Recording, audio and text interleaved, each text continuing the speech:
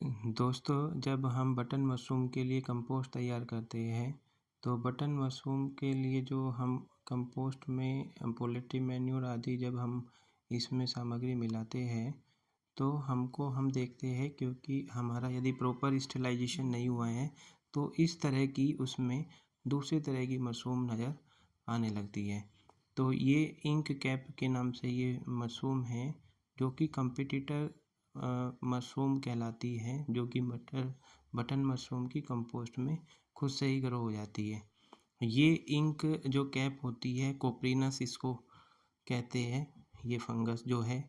और ये यहाँ देख सकते हो आप, थैलियों में भी कई बार हमारी ये ऐसे ही मशरूम आपको नज़र आएगी।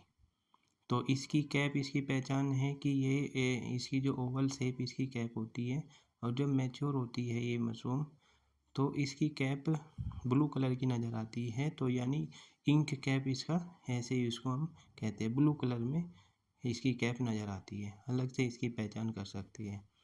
तो यहाँ ये मशरूम आने का कारण यही होता है कि जब हमारी कंपोस्ट अच्छी नहीं बनती या हमारा प्रॉपर स्टेरिलाइजेशन उसमें हम नहीं हुआ है, कई बार हम उसको पाइप विधि से या 28 दिन में जो हम तैयार करते हैं मशरूम, तो उसमें स्टेरिलाइजेशन प्रक्रिया नहीं होती, तो उसमें ये मशरूम आने के चांस ज़्यादा रहते हैं। तो यहाँ देख सकते हो कि स्पॉन माइसीलियम रन हमारा हुआ है बटन मशरूम का, लेकिन फिर भी नीचे उसमें इंक कैप ये मशरूम आ गई है। तो इंक कैप मशरूम यानी जब इसमें नाइट्रोजन का लेवल कंपोस्ट में ज़्यादा होता है या पीएच मान उसका प्रॉपर नहीं है, तो ये समस्या आती है। तो हमको जब हम कंपोस्ट तैयार करते हैं, तभी हमको एक स्प्रे बाविस्टीन, जिसमें कार्बेंडाजिम होता है, एक फंजीसाइड है, तो कंपोस्ट पर हम पहले से ही इसको स्प्रे कर देते हैं पॉलीथीन में भरने से पहले ही, और तो ये समस्या कम हो जाएगी।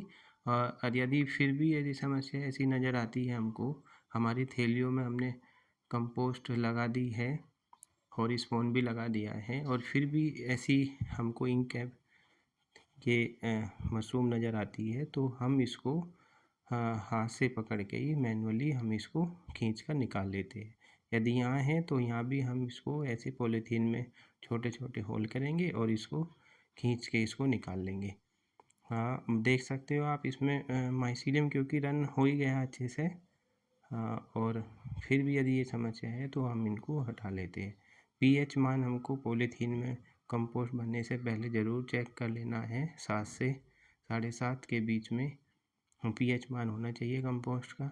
और नाइट्रोजन जब हम यूरिया उसमें कंपोस्ट में मिला रहे हैं, तो हमको देखना है कि जो रिक्वायर्ड सामग्री है वो हमको इतने ही अमाउंट में रखनी है जितनी उसमें रिकमेंड की गई है। यदि उसका रेशियो कंपोस्ट में किसी भी सामग्री का बिगड़ता है, तो कंपोस्ट प्रॉपर नहीं बनती और ये समस्याएं आ जाती है।